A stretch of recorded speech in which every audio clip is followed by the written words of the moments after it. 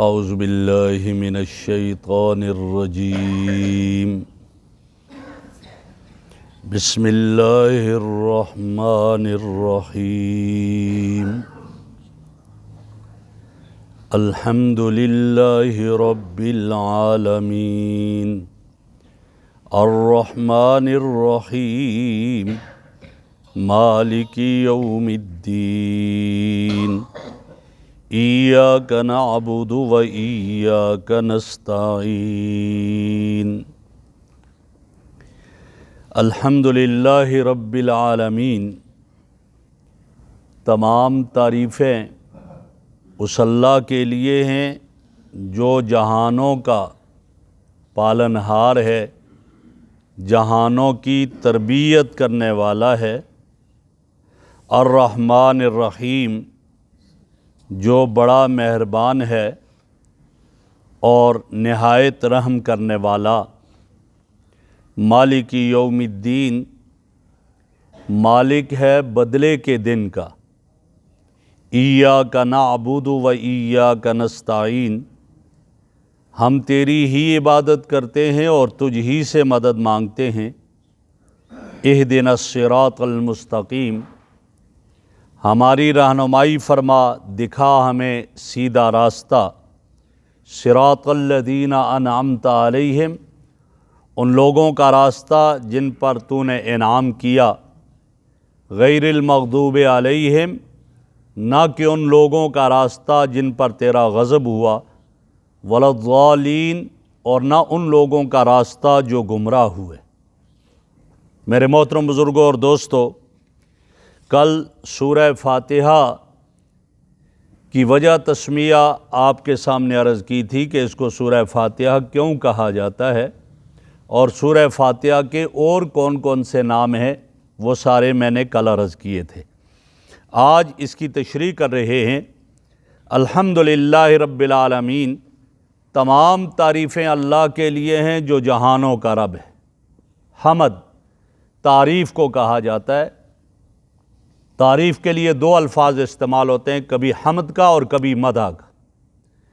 حمد اور مدح میں فرق یہ ہے کہ حمد وہ تعریف ہے جو کسی کے ذاتی افعال پر کی جائے، اس کی ذاتی اس کے اندر وہ صفات پائی جاتی ہے، اور کسی کی ذاتی صفات پر تعریف کی جائے اس کو حمد کہا جاتا ہے۔ اور مدح یہ عام ہے کہ چاہے اس کی ذاتی تعریفات ہوں یا اپنی نہیں ذاتی، کسی اور کی طرف سے عطا کی ہوئی خوبیاں اور اوصاف اس کے اندر ہیں، ان پر جو تعریف کی جائے اس کو مدح کہا جاتا ہے۔ اور حمد کا لفظ صرف اللہ کے لیے استعمال ہوتا ہے، باقی جن کی تعریف کی جائے گی ان کے لیے مدح کا لفظ استعمال ہوگا۔ حمد کا لفظ صرف اللہ کے لیے استعمال ہوتا ہے، اس لیے کہ اللہ رب العزت کی جتنی خوبیاں ہیں اور اللہ کے جتنے اوصاف ہیں وہ سب ذاتی ہیں، وہ کسی کی طرف سے عطائی نہیں ہے۔ اس لیے آپ نے دیکھا ہوگا کئی جگہوں پر اشتہار بنے ہوتے ہیں، محفل حمد و نعت، تو حمد سے مراد اللہ کی تعریف ہی ہوتی ہے، اور نعت سے مراد حضرت محمد الرسول اللہ صلی اللہ علیہ وسلم کی تعریف۔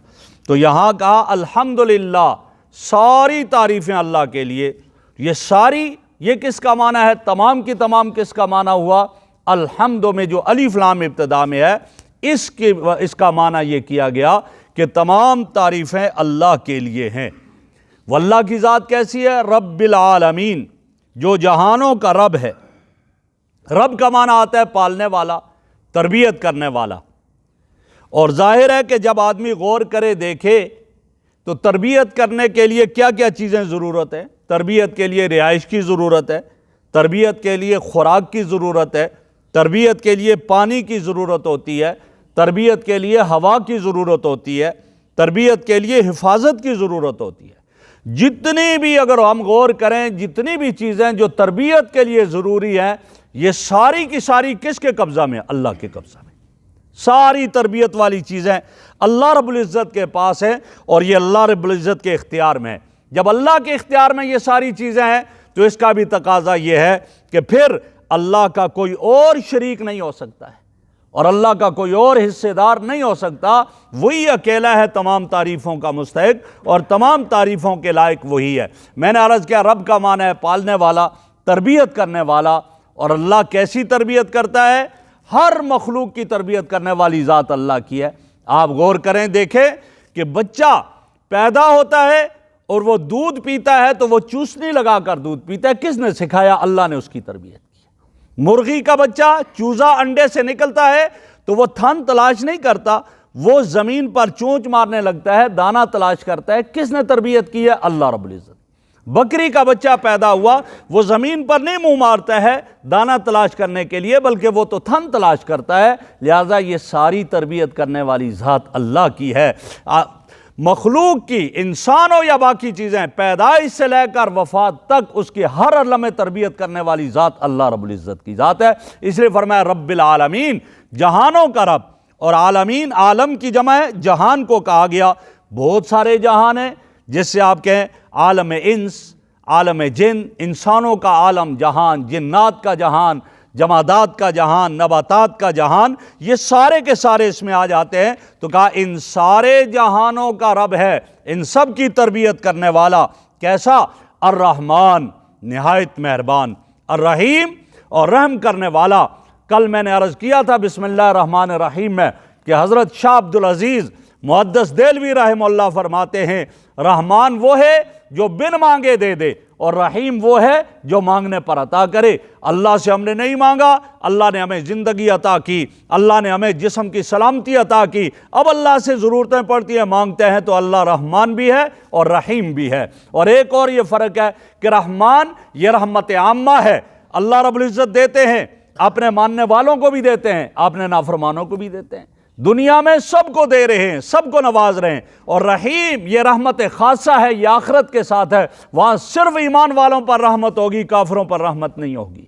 بلکہ دنیا میں تو اللہ کبھی کبھی اپنے ماننے والے اپنے پیاروں پر فقر و فاقہ لے کر آتے ہیں، اور نہ ماننے والوں کو بہت کچھ دے دیتے ہیں، نواز دیتے ہیں۔ یہ رحمت عامہ ہے، اس لیے کہا گیا رحمان الدنیا رحیم الآخرہ، کہنا چاہیے کہ اللہ کی دنیا میں رحمت عامہ ہے اور آخرت میں اللہ کی رحمت رحمت خاصہ ہے۔ یہ اللہ کے اوصاف بیان ہو رہے۔ مالک یوم الدین، مالک ہے بدلے کے دن کا۔ آج ہم کہتے ہیں یہ چیز میری ہے، یہ تیری ہے، اس کا میں مالک، اس کا تو مالک، یہ عارضی ہے میرے بھائیو۔ حقیقی ملک آج بھی اللہ کی ہے اور قیامت کے دن تو ہوگی۔ آج آ رہے کہتے ہیں یہ میری حکومت ہے جی، میری کرسی ہے جی، یہ میرا مکان ہے، یہ پلازا میرا ہے، یہ سب کچھ کہہ رہے ہیں، لیکن جب کل قیامت کا دن آئے گا اللہ خود اس وقت اعلان کریں گے، جب سب کچھ ختم ہو جائے گا، اللہ فرمائیں گے لمن الملک اليوم، آج بتاؤ نا کس کی بادشاہی ہے، کس کی ملک ہے، آج کس کی حکومت ہے؟ کوئی جواب نہیں دے سکے گا۔ خود فرمائیں گے للہ الواحد القہار۔ وہ لوگوں جو دنیا میں اپنی حکومتوں پر اتراتے تھے، فخر کرتے تھے، اپنی ملکیتوں پر فخر کیا کرتے تھے، آج دیکھو آج کوئی بھی جواب نہیں دے رہا۔ اللہ خود جواب دے کر فرمائیں گے للہ الواحد القہار، اکیلے اللہ کی ہے بادشاہت جو کہ اکیلا ہے اور قہار زبردست ہے۔ ایاک نعبد و ایاک نستعین، ہم تیری ہی عبادت کرتے ہیں، و ایاک نستعین، اور تجھ ہی سے مدد مانگتے ہیں۔ تیری ہی عبادت کرتے ہیں، تجھ ہی سے مدد مانگتے ہیں۔ یہ ہی کا معنی کیسے ہوا؟ ایاکا کو پہلے ذکر کر دیا، نعبدو یہ کیا ہے؟ ورب ہے، اور اس کو بعد میں کر لیا، اور اس سے پہلے ایاکا لے آئے ضمیر۔ تو عربی کے ہمارے یہاں اصول ہے کہ تقدیم و ماحق التاخیر یفید الحسرہ، جو بعد میں اس کو پہلے کر دیا جائے حسر کا فائدہ دیتی ہے۔ حسر کا معنی ہوتا ہے یہ اسی میں یہ چیز پائی جاتی ہے، اس کے علاوہ نہیں۔ ایاک نعبدو، اگر ہم یوں بھی پڑھ لیتے نعبدو کا اس طرح آتا تو تھا ہم تیری عبادت کرتے ہیں، لیکن جب آیا ایاک نعبدو معنی یہ وہ ہم تیری ہی عبادت کرتے ہیں، تیرے سوا کسی اور کی عبادت نہیں کرتے۔ اب ہی آ گیا کہ تیرے سوا کسی اور کی عبادت نہیں۔ ایاک نستعین، ہم تجھ ہی سے مدد چاہتے ہیں، تیرے سوا کسی اور سے مدد نہیں چاہتے۔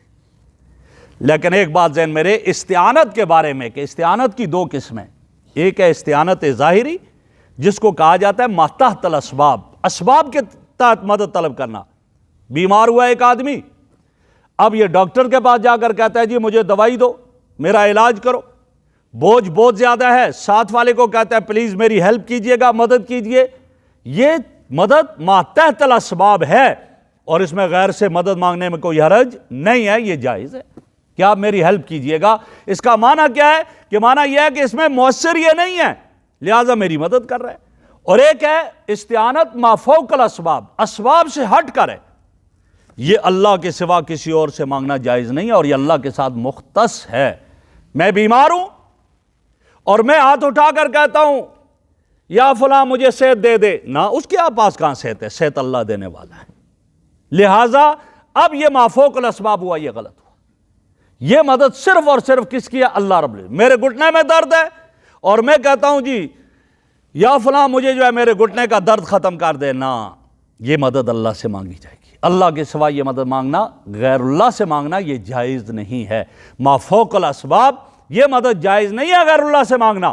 ما تحت الاسباب جو ہے یہ مدد دوسرے سے لینا، یہ جائز ہے۔ تو یہاں یہ تھا ایاک نعبد و ایاک نستعین، اللہ ہم تیری ہی عبادت کرتے ہیں اور تجھ ہی سے مدد چاہتے ہیں۔ وہ مدد تجھ ہی سے چاہتے ہیں جو ما فوق الاسباب ہے، جو اسباب کے تحت نہیں ہے، وہ تو ہی کر سکتا ہے اور کوئی نہیں کر سکتا۔ آگے فرمایا اہدنا الصراط المستقیم، ہمیں سیدھا راستہ دکھا۔ کل میں نے عرض کیا تھا آپ کو اگر ذہن میں ہو کہ الحمد سے لے کر مالک یوم الدین یہاں تک یہ اللہ کی تعریفیں ہیں۔ ایاک نعبد و ایاک نستعین، یہ انسان اللہ کے ساتھ اپنا تعلق بتا رہا ہے کہ یا اللہ میرا تعلق تیرے ساتھ کیسا ہے کہ میں یہ جبین تیرے سوا کسی اور کے سامنے نہیں جھکاتا ہوں، میں تیرے علاوہ کسی اور سے مدد نہیں مانگتا، میرا تعلق ہی تیرے ساتھ ہے، ہر حال میں تیرے ساتھ ہوں۔ اور کس طرح؟ ایاک نعبد، تیری عبادت کرتا ہوں اور تجھ سے مدد مانگتا ہوں۔ کیوں؟ میں نماز میں بھی کہتا ہوں التحیات للہ والصلوات والطیبات، اللہ میری ساری عبادتیں، میری بدنی عبادتیں، میری قولی عبادتیں، میری جانی مالی عبادتیں، ساری کی ساری تیرے لیے، تیرے سوا اور کسی کے لیے نہیں، تیری عبادت کرتا ہوں اور تجھ سے مدد چاہتا ہوں۔ میں نے عرض کیا ما فوق الاسباب کسی سے مدد نہیں لینی چاہیے، ما تحت الاسباب لے سکتے ہیں۔ اللہ نے خود قرآن میں ذکر کیا تعاونوا علی البر والتقوی ولا تعاونوا علی الاثم والعدوان، کہ دوسرے سے آپ تعاون لے سکتے ہو نیکی اور تقوی پر، گناہ پر کسی کے ساتھ مدد نہیں کرنی چاہیے۔ تو یہاں گویا یہ اب یہ جب تعریفیں ہوئیں، تعلق بتایا، اور تعلق کے بعد اب مانگنے لگا یہ آدمی، تو اللہ نے طریقہ بتا دیا، مانگ بھائی کیا مانگتا ہے؟ تو مانگا کیا؟ اہدنا الصراط المستقیم، یا اللہ سیدھا راستہ دکھا دے، صراط مستقیم عطا ہوا۔ اب یہ صراط مستقیم کون سا ہے؟ کن کا راستہ ہے؟ تو صراط مستقیم صحابہ نے پوچھا امام الانبیاء صلی اللہ علیہ وسلم سے، مس صراط المستقیم یا رسول اللہ، اللہ کے حبیب صراط مستقیم کیا ہے؟ تو آپ نے فرمایا ما انا علیہ و اصحابی، وہ ہے صراط مستقیم جس پر میں محمد اور میرے صحابہ ہیں، وہ ہے صراط مستقیم، وہ سیدھا راستہ ہے۔ اب وہ کن کا راستہ ہے؟ تو قرآن جو ہے صراط الذین انعمت علیہم، بتایا ان لوگوں کا راستہ جن پر تو نے انعام کیا۔ القرآن یفسر بعضہ بعضا، بعض قرآن بعض کی تفسیر، کبھی قرآن کی تفسیر قرآن سے ہوتی ہے، کبھی قرآن کی تفسیر حدیث سے ہوتی ہے۔ تو یہاں قرآن کی تفسیر ہم قرآن سے پوچھے تو قرآن دوسری جگہ کہتا ہے فَأُولَئِكَ مَعَ الَّذِينَ أَنْعَمَ اللَّهُ عَلَيْهِمْ مِنَ النَّبِيِّينَ وَالصِّدِّيقِينَ وَالشُّهَدَاءِ وَالصَّالِحِينَ، کہ وہ لوگ جو لوگ اللہ اور اس کے رسول کی اطاعت کرتے ہیں وہ ان لوگوں کے ساتھ قیامت کے دن ہوں گے جن پر اللہ نے انعام کیا۔ اور اللہ کے انعام یافتہ لوگ کون ہیں؟ فرمایا پہلا طبقہ نبیین انبیاء کا ہے، دوسرا صدیقین کا ہے، تیسرا شہداء کا ہے، اور چوتھا صالحین نیک لوگوں کا ہے۔ وہ لوگ ہیں، انبیاء کو اللہ نے نوازا، پھر صدیقین جنہوں نے تصدیق کی ان کو نوازا، پھر جنہوں نے اسلام پر اپنی جانیں قربان کر دی، شہادت کا طوق پہنا، تاج پہنا، ان کو اللہ نے نوازا، اور اس کے بعد وہ ہیں جو نیک عمل کرتے رہے اور نیکیوں میں زندگی گزاری، ان کا راستہ ہے۔ ان راستے پہ ہمیں چلا۔ آگے کیا فرما دیا؟ غیر المغضوب علیہم ولا الضالین، اللہ ان لوگوں کا راستہ نہ دکھانا جن پر تو نے غضب کیا، اور اس سے مراد یہود ہیں، ولا الضالین، اور ان کا بھی راستہ نہ دکھانا جو گمراہ ہوئے، اس سے مراد نصارہ ہے۔ ذرا توجہ آپ کی رہے تو میں عرض کروں کہ گمراہی کے دو ہی اسباب ہیں۔ آدمی دو چیزوں کی وجہ سے گمراہ ہوتا ہے، دو طریقے ہیں۔ ایک ہے لا علمی کی وجہ سے، وہ لا علمی میں مبتلا ہوا اور اس کی وجہ سے وہ حق حاصل نہ کر سکا اور انکار کرتا ہے، یہ گمراہ ہو گیا۔ اور دوسرا علم ہے، جانتا ہے، جاننے کے باوجود بھی وہ ضد اور عناد کی وجہ سے نہیں مانتا، انکار کر لیتا ہے، یہ گمراہ ہو جائے گا۔ یہودیوں کے پاس علم تھا جانتے تھے، حضور صلی اللہ علیہ وسلم کو جانتے تھے، حق جانتے تھے، قرآن کو بھی حق جانتے تھے، اور حضور کو کیسا جانتے تھے؟ قرآن نے کہا یعرفونہ کما یعرفون ابناءہم، اس طرح آپ کو پہچانتے تھے جیسے اپنی اولاد کو آدمی پہچانتا ہو۔ اتنا علم ہونے کے باوجود نہیں مانا، گمراہ ہوئے۔ کیوں نہیں مانا؟ ضد اور عناد کی وجہ سے۔ جب ضد اور عناد کی وجہ سے نہیں مانا تو اللہ کے غضب کے مستحق ہوئے، اللہ نے ان پر غضب کیا، جاننے کے باوجود ایک آدمی نہ مانے۔ اور نصارہ، ان کے پاس علم نہیں تھا اتنا، وہ لا علمی میں گمراہ ہو گئے، اور گمراہ ہوئے تو وہ بھی گویا کہ گئے راستے سے بھٹک گئے۔ اور یہاں تک لکھا ہے، فرمایا کہ یہود تو مرد ہیں، ان کی عورتوں کے پاس بھی علم تھا، ان کی عورتوں کے پاس بھی بہت بڑا علم تھا۔ حضرت عبداللہ ابن سلام رضی اللہ تعالیٰ عنہ بہت بڑے صحابی ہیں، ان کی پھوپھی فرمایا وہ تورات کی ماہر عورت تھی، تورات کی عالمہ تھی، یہ اس کا حال تھا۔ اور وہ خود بتانے لگی کہ تورات میں لکھا گیا ہے، تورات میں آیا ہے کہ ایک نبی آئے گا آخر میں، اور وہ نبی جو ہے اس کے یہ اوصاف ہوں گے۔ وہ حضرت عبداللہ ابن سلام کی پھوپھی بتا رہی ہے کہ ان کے یہ اوصاف ہوں گے۔ کیوں؟ تورات میں آپ کے اوصاف تھے۔ اور پھر ایک بات کہنے لگی کہ وہ جب مکہ سے مدینہ وہ آخری نبی ہجرت کر کے آئے گا، اس کے جو ساتھی ہوں گے ان سب کا لباس سفید ہوگا۔ اتنے تک اس عورت نے بتایا کہ سفید لباس میں آئیں گے۔ حضرت عبداللہ ابن سلام رضی اللہ عنہ فرماتے ہیں کہ میں ابھی یہودی تھا، میں کھجور کے درخت پر چڑھا ہوا تھا، کھجوریں چن رہا تھا، تو اتنے میں نے اپنی پھوپھی کو کہا، پھوپھی کچھ لوگ وہ ادھر سے آ رہے ہیں اور وہ سفید لباس والے ہیں۔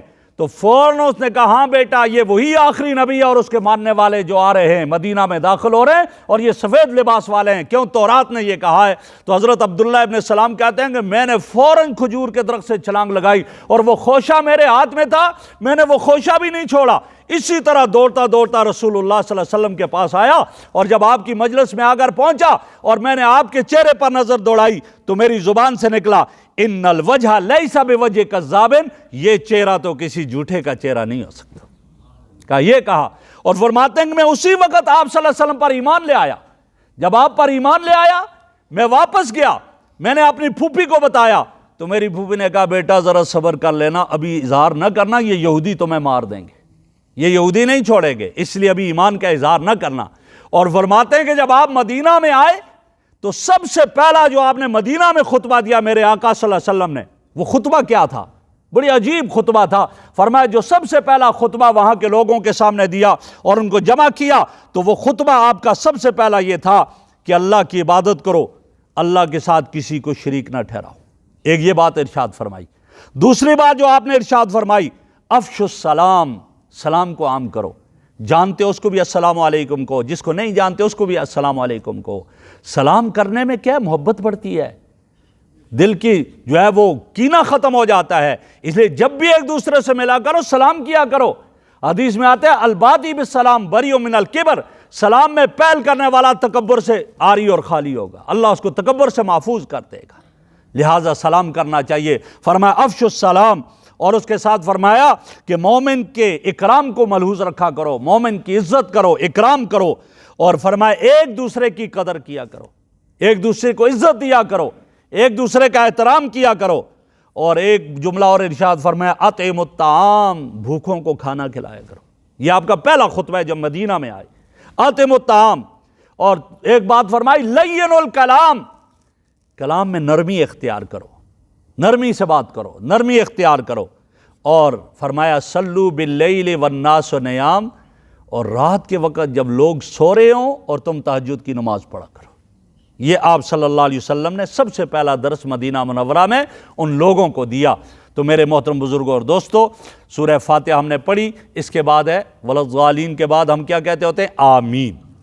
یہ آمین قرآن میں لکھا ہوا نہیں ہے، اس لیے نہیں لکھا تاکہ اگلا یہ نہ سمجھے یہ قرآن کا حصہ ہے۔ آمین قرآن کا ایسا نہیں ہے، یہ ہے کہ یا اللہ قبول فرما دے، قبول فرما، یہ اس کے لیے ہوتا ہے کہ اللہ تو قبول کر دے۔ تو اس لیے نماز میں بھی جب ہم کہتے ہیں نا آمین تو ہمیں آہستہ کہنی چاہیے، ہاں، اس لیے کہ حضور نے فرمایا کہ اس میں آواز کو کم کرو، اور جب آمین کہیں گے آپ کی آمین فرشتوں کی آمین کے ساتھ مل جائے گی تو قبول ہو جائے گی۔ اللہ رب العزت سے دعا ہے اللہ رب العزت ہمیں قرآن مجید کے مطابق زندگی بسر کرنے والا بنا۔